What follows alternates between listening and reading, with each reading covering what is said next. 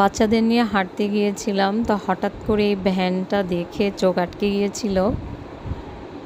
তো সুন্দর সুন্দর কাচের জিনিস আমরা মেয়েরা যা দেখলে আটকে যাই আর কি।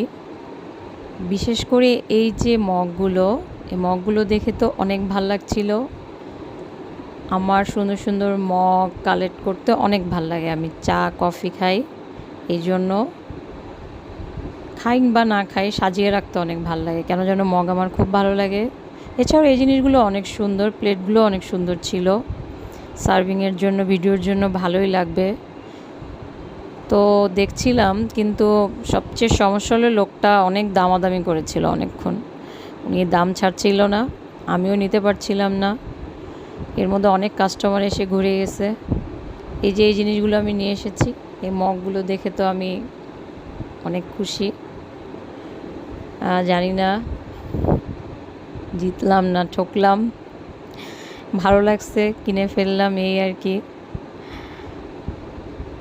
তো জানাবে বন্ধুরা কেমন হয়েছে আমার এই ছোটোখাটো শপিং।